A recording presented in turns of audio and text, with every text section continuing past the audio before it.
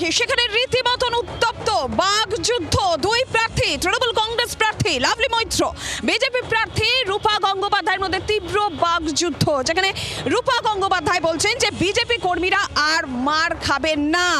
এইটা যখন বিজেপি প্রার্থীর বক্তব্য, যে রূপা গঙ্গোপাধ্যায় যখন বলছেন যে বিজেপি কর্মীরা আর মার খাবেন না, তখন পাল্টা তৃণমূল কংগ্রেসের প্রার্থী লাভলি মৈত্র তার পাল্টা বক্তব্য আপনাদের জানাই।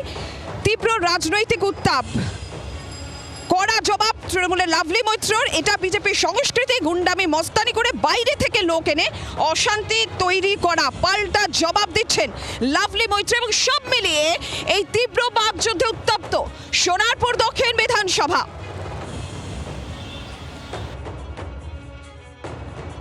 কর্মীরা এবার আর আক্রান্ত হবে না, একটা দুটো জায়গায় হয়েছে, তাদেরকে পাল্টা দেওয়া হয়েছে। আমাদেরকে আর মারবার চেষ্টা করো না, আমাকে অনেক মেরেছো, আমাকে অনেক যন্ত্রণা দিয়েছো, তাও আমাকে দমাতে পারোনি। চুলের মুঠি ধরে যখন মাটিতে ফেলে মেরেছো 25-30টা লোক আর সঙ্গে পুলিশ মিলে, কি ভেবেছিলে? হ্যাঁ, আমি সব ভুলে গেছি, কিচ্ছু বলিনি। রাগ পুষে রেখেছি, জেদ পুষে রেখেছি। এটা তো বিজেপির কালচার। উনি যে দলের প্রার্থী হয়েছেন সেই দলের এটা কালচার। গুন্ডামি মস্তানি, বাইরে থেকে লোক আনা, হ্যাঁ, অসভ্যতা করা, এটা ওনাদের কালচার। উনি যে দলের সাথে আছেন সেই দলের ওটা কালচার। আমি যে দলের প্রার্থী হয়েছি আমাদের কালচার ওটা নয়।